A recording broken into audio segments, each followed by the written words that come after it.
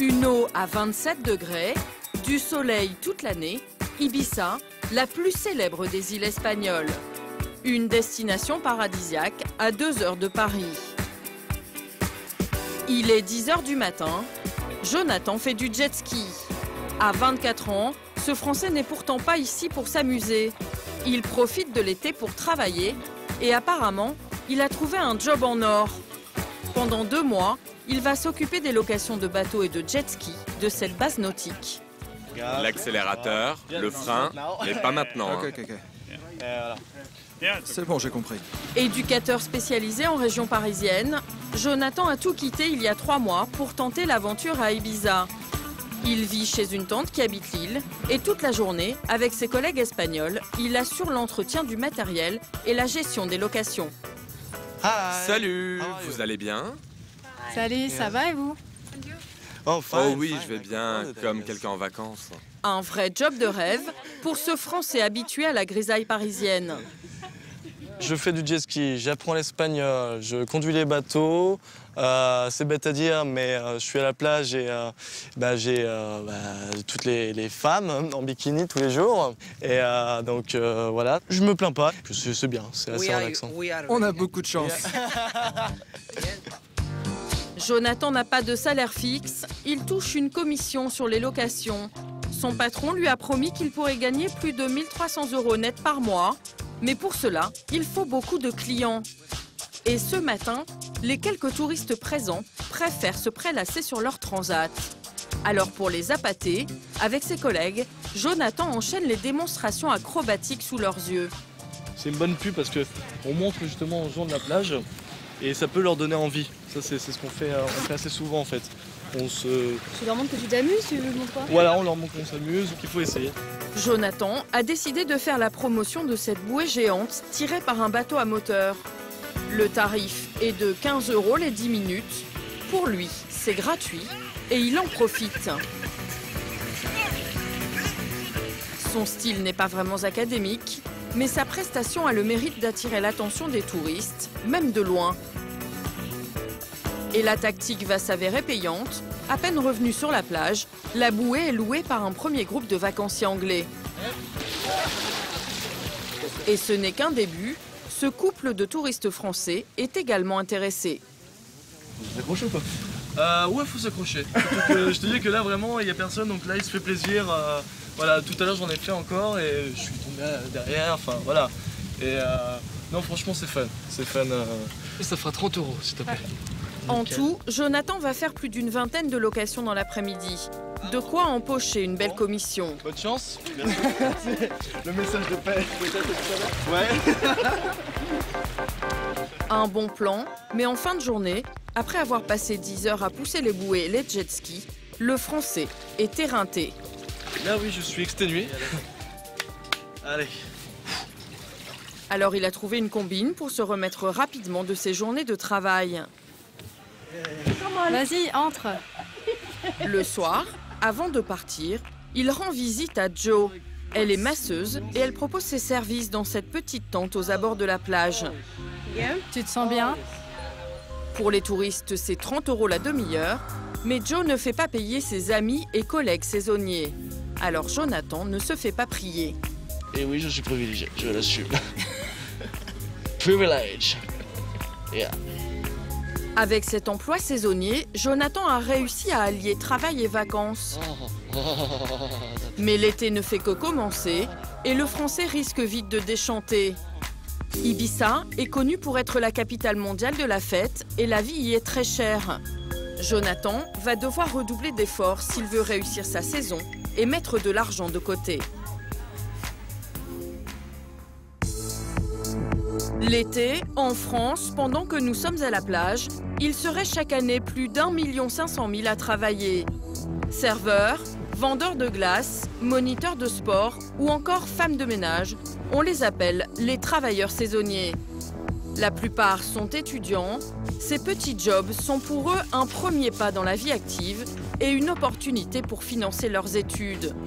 Mais avec la crise, de plus en plus de chômeurs et même des retraités profitent eux aussi de nos vacances pour gagner de quoi vivre le reste de l'année. Et voilà, Très convoités, ces jobs au soleil peuvent être juteux, mais ils riment souvent avec précarité. C'est vrai que c'est assez physique, ça. Arnaques, horaires extensibles, travail au noir et logements insalubres. Chaque été, de nombreux saisonniers tombent entre les mains d'employeurs peu scrupuleux. On doit travailler parce que sinon on n'a pas de fric, on n'a pas de bouffe, ok? T'as un problème, toi? T'as un problème? Tu fais quoi? Tu fais quoi ici? Qui sont ces employés qui se démènent pour rendre nos vacances réussies? Quelles sont leurs conditions de travail? Comment vivent-ils? Pendant 3 mois, de Saint-Tropez à la côte atlantique, en passant par Ibiza et les Alpes du Sud, nous avons suivi leur quotidien et leurs galères. À quelques kilomètres de Saint-Tropez, Pamplonne, l'une des plages les plus célèbres du monde. C'est la destination préférée des milliardaires et une mine d'or pour beaucoup de saisonniers. Dans les clubs très sélects du bord de mer, certains serveurs peuvent gagner en 3 mois l'équivalent d'1 année de travail. Mais les places sont chères. Vous voulez un couteau? Ouais, je veux bien. Elodie, 27 ans, se bat tous les jours pour garder la sienne. Bon appétit, je vous apporte des assiettes, bien sûr. Elle vient d'être embauchée dans cette paillote de luxe. À l'heure du déjeuner, c'est le coup de feu. Malgré le stress, elle ne doit négliger aucune table. Ses clients fortunés sont attentifs à chacun de ses gestes. Ça va être chaud. Faut serrer les dents. S'oublier un petit peu. Pour Elodie, être serveuse n'est pas une vocation. Diplômée en espagnol, elle souhaite devenir traductrice. Mais dans sa branche, elle ne trouve pas d'emploi depuis 2 ans. Alors en attendant, elle survit grâce à ses petits boulots.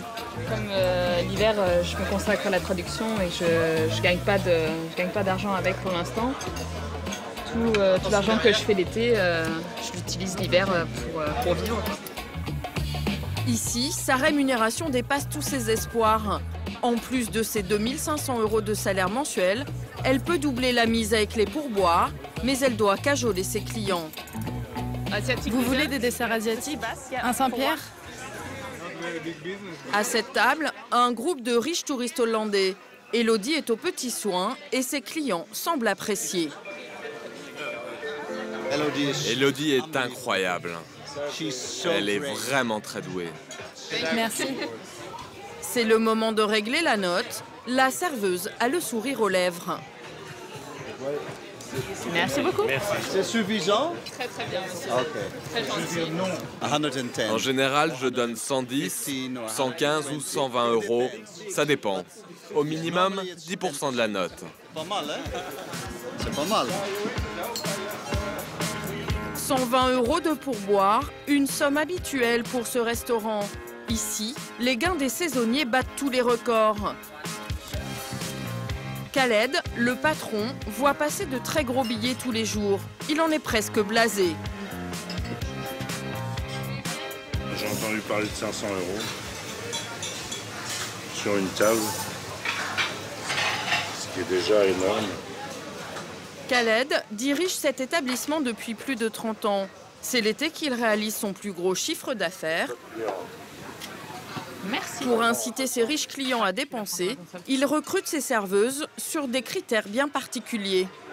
Moi, je fais un casting, un super casting. Il faut que les filles soient jolies, sexy. C'est quand même mieux d'être servi par quelqu'un de beau et d'agréable à regarder que... Voilà, donc évidemment, c'est sexiste ou c'est tout ce que vous voulez. Mais c'est comme ça, c'est la réalité. Et ça s'adresse aux garçons exactement pareil. L'arme fatale d'Elodie pour obtenir de gros pourboires, c'est son sourire. Un atout qui plaît particulièrement aux habitués.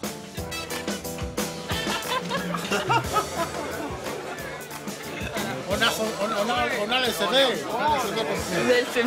On est des fans, Séduits, ces 2 banquiers suisses se montrent reconnaissants au moment de payer l'addition. 20 € dans la poche de la serveuse pour une note de 200 €. C'est moi qui les sers tout le temps et donc voilà, ils sont généreux avec moi. Ça veut dire qu'on a été très bien servi, aimablement servi, et voilà quoi. En remerciement, Elodie et ses collègues prennent la pause. ça fait un bon souvenir. Au total, ce midi, la serveuse a touché plus de 200 € de pourboire. De juillet à septembre, elle gagnerait en moyenne 12 000 €.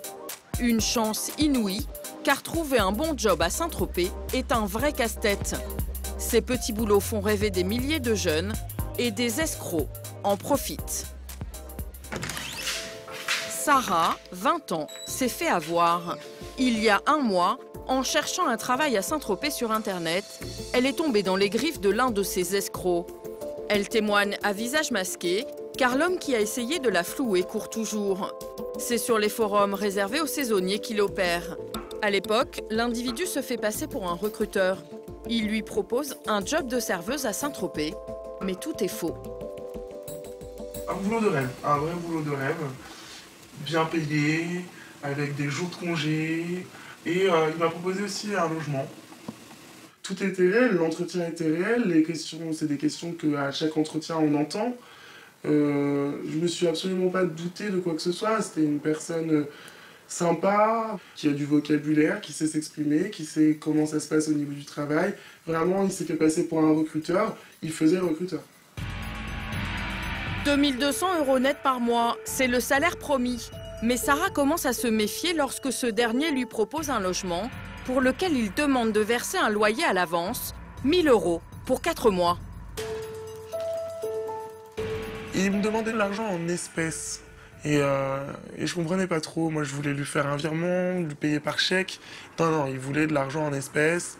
Et ça m'a mis la puce à l'oreille, pour le coup. J'étais vraiment déçu parce que j'y croyais cette saison à Saint-Tropez. Je voulais la faire, j'étais motivé.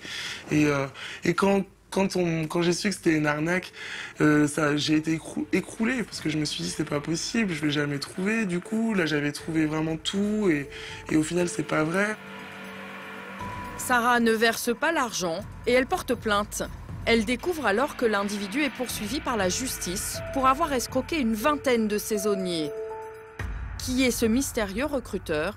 Comment choisit-il ses victimes? Nous le contactons en nous faisant passer pour des étudiantes en quête de job d'été. L'homme nous donne rendez-vous dans la station essence d'un petit village du sud-ouest de la France. Drôle d'endroit pour un entretien d'embauche. L'escroc présumé a une trentaine d'années et il se montre plutôt avenant. Salut, ça va? Après un bref entretien, il nous propose un emploi de serveur dans une brasserie de Porto Vecchio en Corse et un logement. Mais là encore, il faut payer d'avance 800 € en liquide. C'est quoi le salaire 2002 par mois. 2002 Ouais. Net? Ouais. Ah ouais. Après, on fait de l'horaire, quoi. Ah oui. Après, il n'y a pas d'heures sup. Si, on paye les heures sup en plus. Mais il y a on tape du couvert, quoi. On a vraiment une très très grosse brasserie sur le port de Porto. Comment elle s'appelle? Bar de la Marine. Et ils sont comment les appartes? C'est des petits studios individuels. C'est 800 € pour 4 mois de saison. Il faut qu'elle te file des sous pour réserver l'appart? L'appart, ouais, parce que moi je l'ai avancé de ma poche pour... Combien tu l'as avancé? Je l'ai avancé 800 balles. La totalité. Donc il faut qu'elle te donne 800? Voilà. Nous décidons alors de jouer franc jeu et nous lui dévoilons notre véritable identité. En fait, je m'appelle Catherine, je suis journaliste. Je vous laisse. Mais allez, vous avez bien arnaqué des gens. Laissez-moi. Il prend aussitôt la fuite. Quelques minutes plus tard, nous parvenons à le joindre par téléphone. Nous voulons le convaincre de nous accorder un entretien. Comme nous connaissons son identité et que nous avons mis à jour ses méthodes d'arnaque, il accepte de revenir. D'emblée, il nous avoue que le travail qu'il nous a promis n'existe pas. J'appelle le bar de la Marine et ils m'attendent? Mais non, pas du tout. Voilà, on est d'accord. Vous avez obtenu combien du coup à travers ces arnaques? Je sais pas du tout. Vous savez pas? Non, je sais pas. Combien de personnes vous avez touché? Je sais pas. Ça, je pourrais... Ça, Mais vous avez une carte ou un téléphone? Ouais, c'est dans la voiture. Ouais. Quoi, 80 personnes? 100 personnes? Non, beaucoup moins. 30 personnes? 10 personnes? Beaucoup moins, il n'y a même pas 20 personnes. Même pas 20 personnes? À 800 € à chaque fois ou c'est un Non, ça varie. De combien vous avez demandé? Pas de 400 à 1000, comme ça. Vous avez fait que les saisonniers? Oui, c'est des gens faciles à attaquer parce qu'ils sont en recherche urgemment, donc ils réfléchissent pas, ils prennent pas le temps de réfléchir et ils font tac tac tac, ils vont plus vite quoi. Ils sont plus faibles. Il y en a eu 7 en même pas 3 mois quoi. Il n'y a eu que des femmes. Il n'y a eu que des femmes? Ouais. Peut-être des femmes plus faibles ou je sais pas. Ça marchait mieux parce que les personnes cherchaient du boulot, donc... Elles vous croyaient plus facilement? De faux recruteurs qui font miroiter de faux emplois à des jeunes femmes vulnérables. Sur Internet, ce genre d'escroc sévit de plus en plus. Et même lorsque le job est bien réel, d'autres mauvaises surprises attendent les saisonniers.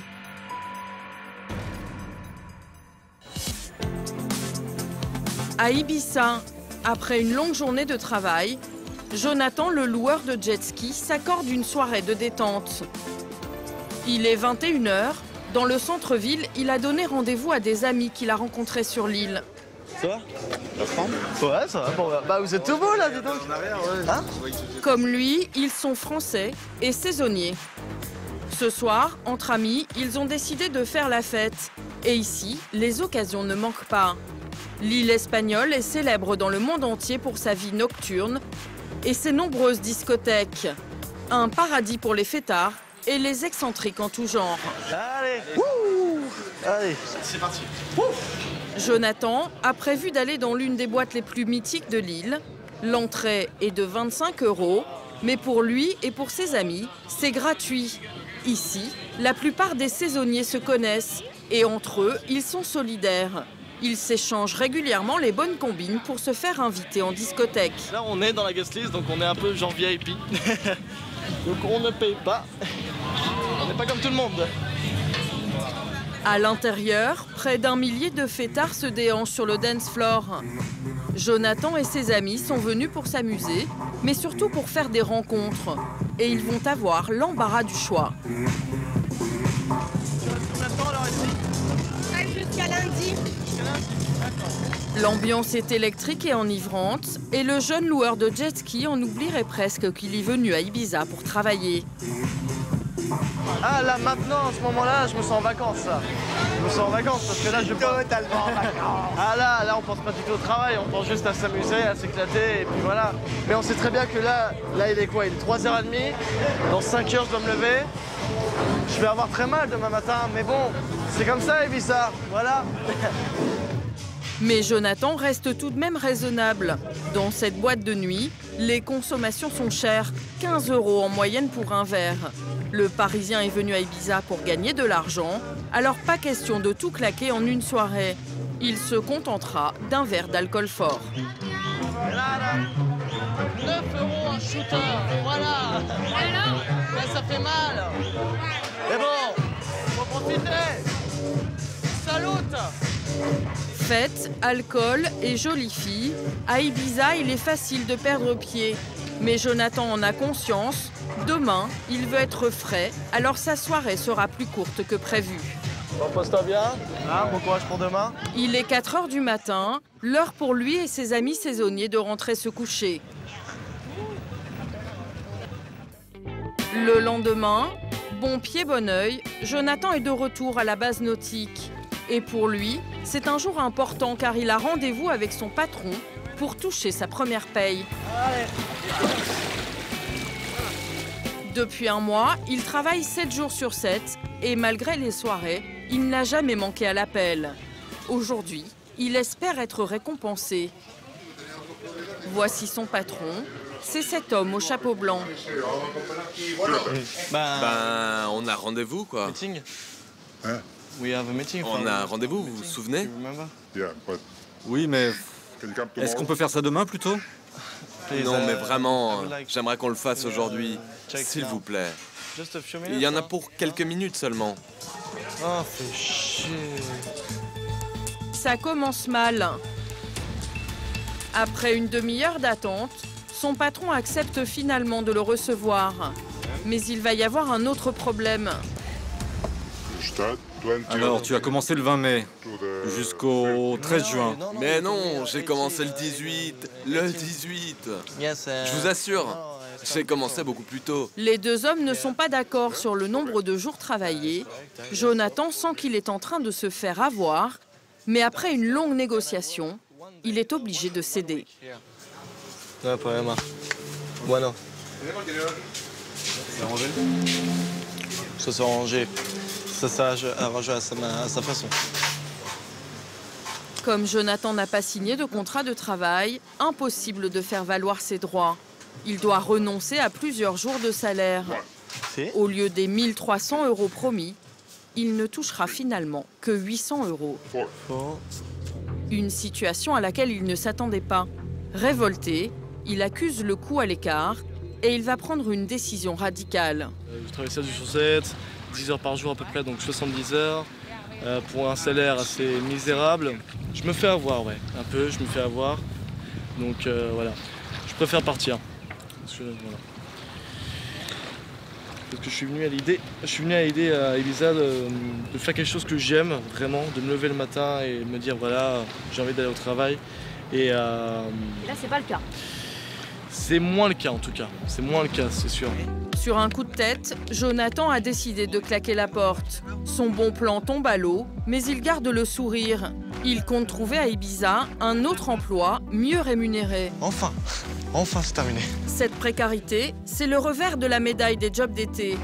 En France aussi, 10% des saisonniers travailleraient au noir. Sur le littoral méditerranéen, le job saisonnier par excellence, c'est la vente de beignets sur les plages. Les pieds dans le sable, ils sont des milliers à donner de la voix avec leurs panières ou leurs chariots. À la fraise, à l'abricot. Bonjour tout le monde. Alors plutôt des chouchous pour vous. La plupart des vendeurs sont payés au SMIC et ils touchent en plus un pourcentage sur leurs ventes.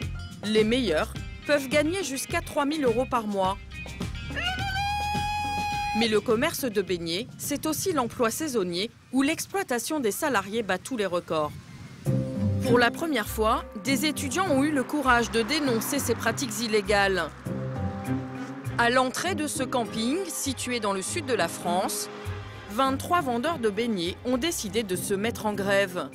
Du jamais vu sur la Côte d'Azur. Ils sont en colère car ils ont travaillé sur les plages pendant plus d'1 mois et sans leur donner la moindre explication, leur patron ne leur a pas versé un centime. On n'a pas eu nos salaires et on ne les a pas encore eu jusqu'à maintenant en fait. Ça nous a posé dans une situation vraiment financière vraiment difficile. La majorité, ils n'ont plus d'argent pour de la nourriture, pour des trucs du genre. Ces jeunes Marocains séjournent en France pour leurs études. Mehdi, 20 ans, veut devenir ingénieur. Cet emploi devait financer sa scolarité.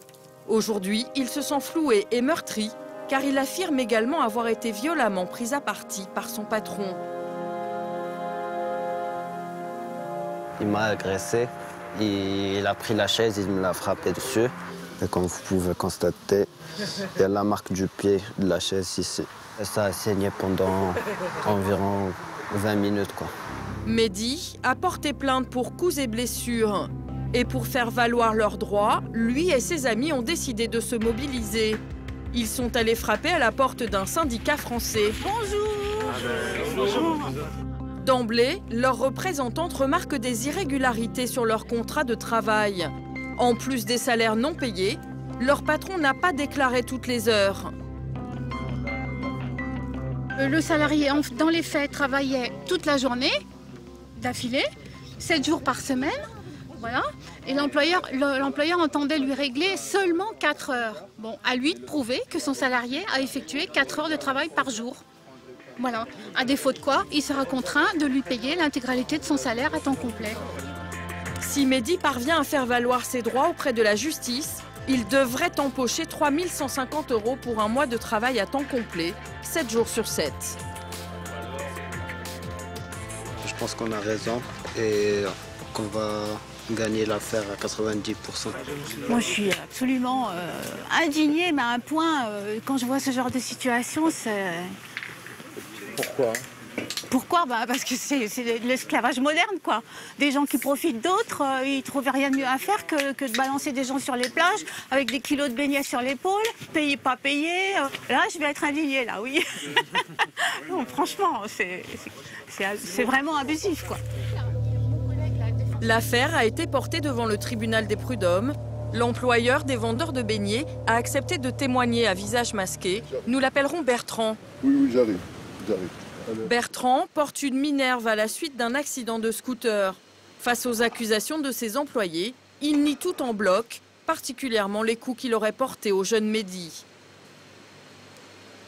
Non, monsieur, c'est des bobards. Non. Des bobards? Non, c'est faux, monsieur.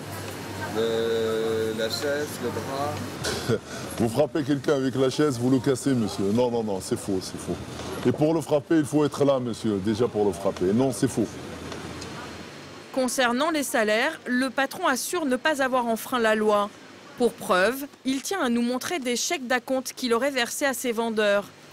Voilà, vous voyez, c'est des différentes dates, les chèques ils sont datés de toute façon. Reste un point litigieux, les horaires de travail. Là encore, Bertrand assure respecter la loi. À l'appui, il a amené des fiches de présence. Mais problème, elles ne sont pas contresignées par les vendeurs de beignets. Celui-là, c'est un gréviste. Il est arrivé le 14.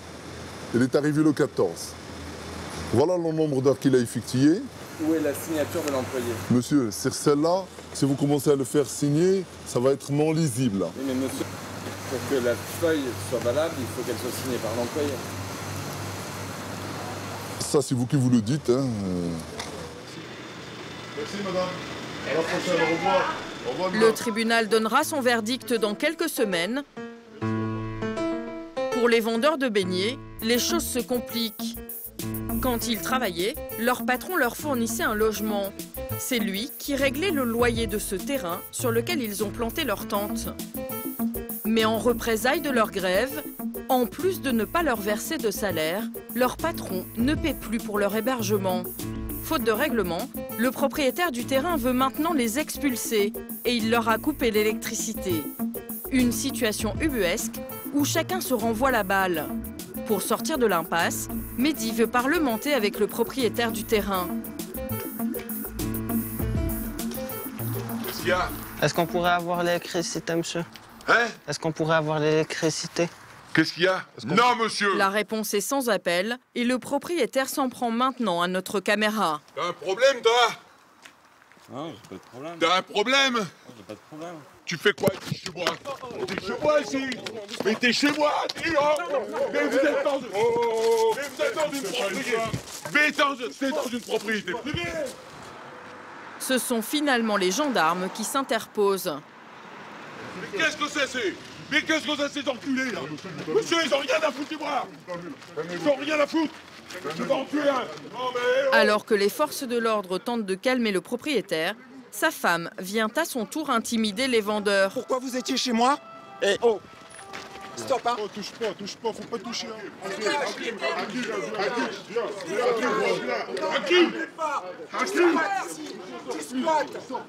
On va être sympa avec vous, on vous a donné l'électricité. Maintenant, vous venez sur notre terrain, vous venez faire foutre la main. Tous autant vous êtes. Ils ont le droit là d'avoir l'électricité, madame. Énervé, c'est pas... chez moi, vous insultez mon mari.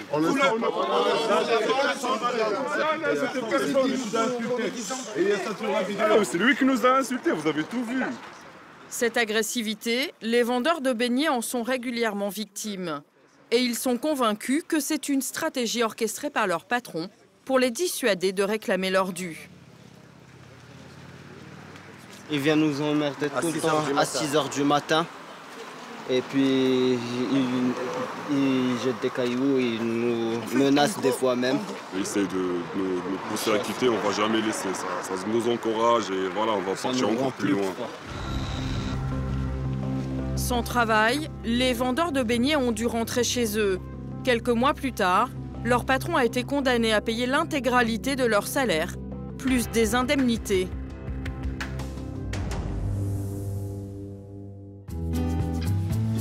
À 50 km de Toulon, au Lavandou, une petite commune du Var. Il y a un saisonnier que tout le monde connaît, presque une star dans cette région très prisée des touristes. Quand il se rend à son travail, à bord de son bolide cabossé, difficile de ne pas le remarquer. Ils doivent se poser des questions, ils doivent se dire mais qu'est-ce que c'est ça? À 65 ans, Jean-Pierre est retraité. Mais l'été, Pour mettre du beurre dans les épinards, il travaille dans l'un des meilleurs restaurants gastronomiques de la ville. Bonjour Jean-Pierre. Bonjour chef. Alors, ça sortit qu'on arrive? Ah bah que tu fais. 5h30. Et c'est pas une grave. demi-heure sur la route. C'est pas grave. Je suis d'accord avec toi, mais c'est pas grave. C'est pas grave. L'essentiel que je sois là. Il y a beaucoup de travail. Qu'est-ce qu'on mange ce soir? Je sais pas. Jean-Pierre plaisante avec son jeune chef, mais il n'est pas là pour s'amuser. Au plus fort de la saison, il travaille dans ses cuisines, à la plonge, 24 heures par semaine. Et voilà, là, je suis prêt jusqu'à ce soir. Et hop, c'est parti. La tâche est assez éprouvante, mais Jean-Pierre a l'habitude. La restauration, c'est toute sa vie. 40 ans de dur labeur, comme serveur ou commis de cuisine. Faut pas se laisser surprendre par les assiettes. Hop.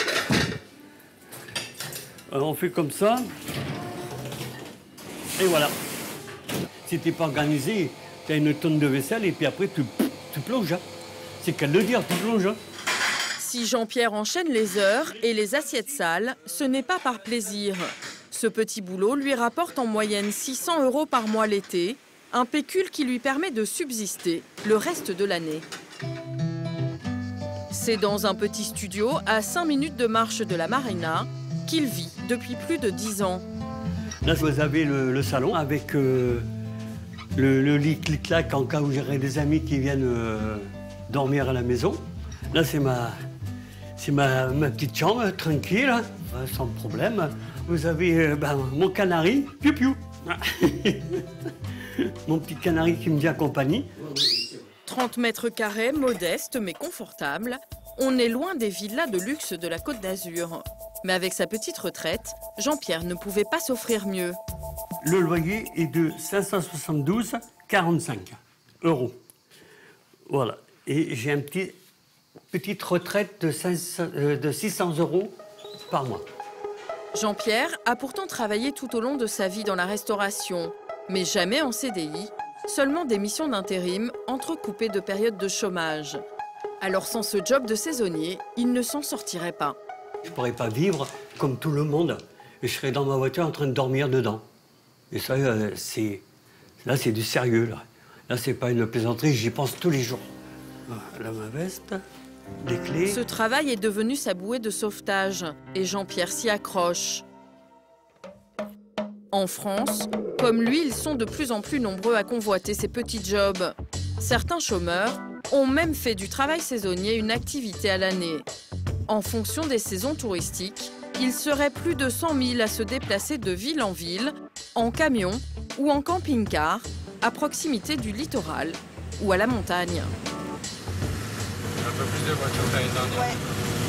Ce que j'étais en train de me dire, il y a pas mal de monde. C'est plutôt cool. Alice, 23 ans, et Richard, 24 ans, ont fait ce choix. Ils sillonnent les routes de l'Hexagone depuis près de 2 ans à la recherche de petits boulots dans l'hôtellerie ou la restauration. Pour faire face aux galères de logement, ils ont investi dans ce camion. L'avantage du camion pour les saisons, c'est qu'on est mobile. On peut être là rapidement en fait, aux entretiens. C'est aussi un gain d'argent. Puis c'est notre chez nous, on trimballe notre chez nous en fait avec nous. Cet été, le couple espère trouver du travail dans les Alpes du Sud. Chaque année, 700 000 touristes y passent leurs vacances. Une destination loin du bling-bling de la Côte d'Azur qui offre de nombreuses activités sportives et donc du travail pour les saisonniers. Grâce à leur camion, Alice et Richard peuvent s'arrêter où ils veulent. Et tous les jours, c'est le même rituel. Pendant que Richard promène les chiens qui partagent leur quotidien, Alice s'occupe de leur maison sur roue. Vu qu'on vit dehors, notre maison se salit beaucoup plus vite en fait qu'en appartement classique. Donc du coup, on est plus ou moins obligé de faire tous les jours le ménage pour que ça reste habitable. Dans moins de 4 mètres carrés d'espace à vivre, avec un couchage, un coin cuisine, une petite table pour les repas et des rangements tout autour, le confort est sommaire, alors Alice doit faire preuve d'ingéniosité pour organiser le quotidien. On doit empiler, par exemple, les poêles en dessous, les casseroles au-dessus, comme ça, emboîté, ça tient à peu près quand on roule. Parce que sinon, ça se casse vite la figure. Là, on a mis des élastiques un peu partout pour les tenir. Pour la vaisselle, vu qu'on n'a pas d'eau, on fait à l'ancienne dans une bassine. C'est le système D, même pour faire sa toilette. Chaque jour, le couple s'offre un bain au grand air, dans une rivière ou un lac. Alice et Richard ont adopté ce mode de vie original il y a 2 ans pour trouver du travail plus facilement. Et voilà. Cet après-midi, ils ont décidé d'aller prospecter aux Ors, une station de haute montagne perchée à 1700 mètres d'altitude. On y va ? Ils y travaillent souvent l'hiver, alors ils connaissent personnellement la plupart des patrons et ils passent les voir à l'improviste. Salut. Ça va ? Et toi ? On venait te voir pour savoir si tu as besoin de quelqu'un en extra éventuellement cet été. Pour l'instant non, mais peut-être sur le mois d'août. Ouais. Peut-être sur le mois d'août. Je peux te laisser le CV.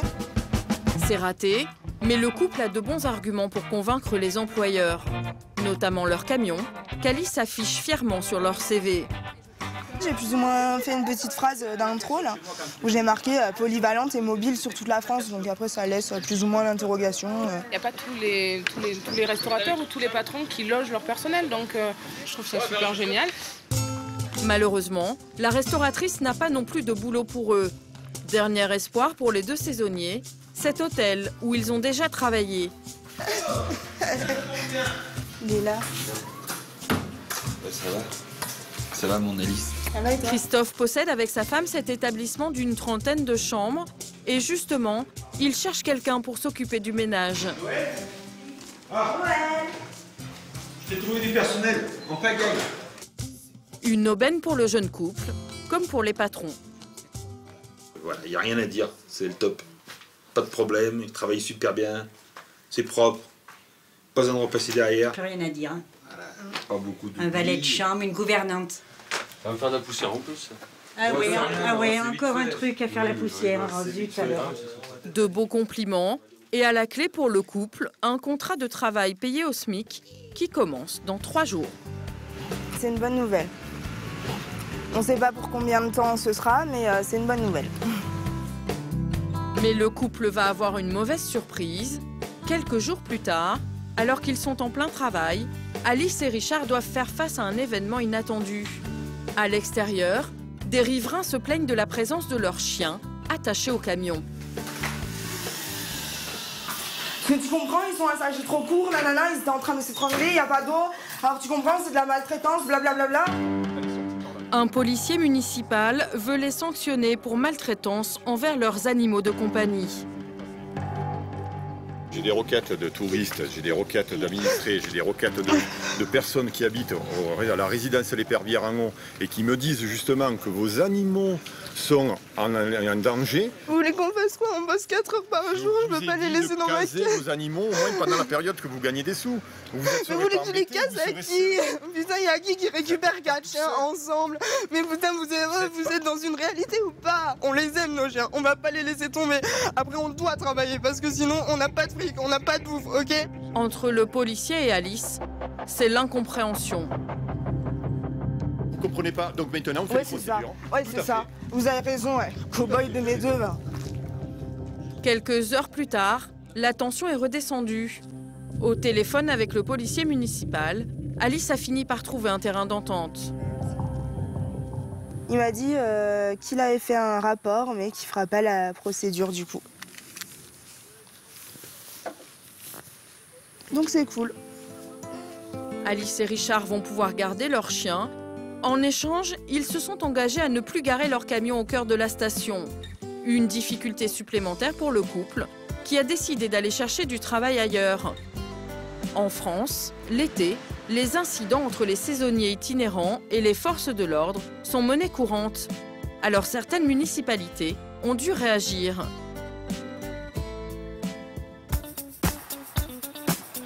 Sur la côte atlantique, la petite ville de Vieux-Boucau, près de Biarritz, est l'une des premières à proposer une solution pour l'accueil des saisonniers et leurs camions. Le maire, Pierre Froustet, s'en félicite car il y a encore quelques années, sa station balnéaire était envahie de maisons sur roues, parquées illégalement à chaque coin de rue. C'était une chasse permanente, une course-poursuite entre les services de la police et la gendarmerie et puis les camions. Ça, c'était une chose, mais aussi et surtout le problème à la fois de sécurité et puis le problème sanitaire, puisqu'on avait dans la rue, en quelque sorte, des personnes qui se levaient le matin sans être ni lavées, ni... voilà. Un désordre incompatible avec l'image que monsieur le maire veut donner de sa ville pour attirer les touristes. Alors l'élu a pris les choses en main. Hop là. La ville a investi 200 000 € dans cette aire, réservée aux saisonniers, à côté du camping municipal. Bonjour Yann. Bonjour. Ça va? Voilà. Ça va. Comment ça se passe l'aire des camping, l'aire des saisonniers? Pour l'instant, il n'y a aucun problème. Cette année, c'est très très bien justement. L'été, sur ce terrain, la mairie loge plus d'une centaine de saisonniers en camion ou en bungalow. Bonjour. Donc là, ici, on a 9 mobil-hommes. 9 mobil-hommes de 2 chambres. De 2 chambres qui peuvent accueillir donc 2 ou 3, s'il y a des couples, 2 ou 3 saisonniers. Et puis là, c'est la partie donc, qui est réservée aux emplacements libres, avec des caravanes, des camions aménagés, et voilà une organisation qui se fait au gré des arrivées. Là, c'est tout neuf. Ce sont les sanitaires. C'est régulièrement entretenu. C'est entretenu donc par les services de la commune, bien entendu. Et c'est strictement réservé aux saisonniers. Et je dois reconnaître qu'ils font très attention à ce qu'on leur confie. Donc ça, c'est une bonne chose. Ici, un emplacement coûte 300 € par mois. C'est 2 fois moins cher que dans un camping classique. Mais pour obtenir une place, il faut montrer patte blanche. Monsieur le maire demande aux employeurs des saisonniers de se porter garant. C'est un dispositif qui nous permet de responsabiliser à la fois les employés et les employeurs. Dans le passé, pas cette année, il nous est arrivé d'intervenir auprès des employeurs pour leur dire bon, mais voilà, il y a un problème, il y a quelque chose qui ne va pas dans le comportement. Donc il faut prendre une décision qui peut aller jusqu'à l'exclusion. Rosanna travaille depuis des années comme serveuse à Vieux-Boucau. Elle a connu de nombreuses galères de logement. Alors pour elle, ce camping, c'est le grand confort. Je trouve que c'est vraiment une super solution. On n'a que 3 mois de salaire plein. Pendant 2 à 3 autres mois, il faut vivre sur ces salaires-là. Si c'est pour dépenser tout son argent et ça paye dans le loyer, ça ne sert à rien de faire la saison, tout simplement. Aujourd'hui, l'aire des saisonniers de Vieux-Boucau fait des émules. Depuis quelques mois, Pierre Froustet reçoit la visite des élus des stations balnéaires avoisinantes qui veulent s'inspirer de son idée.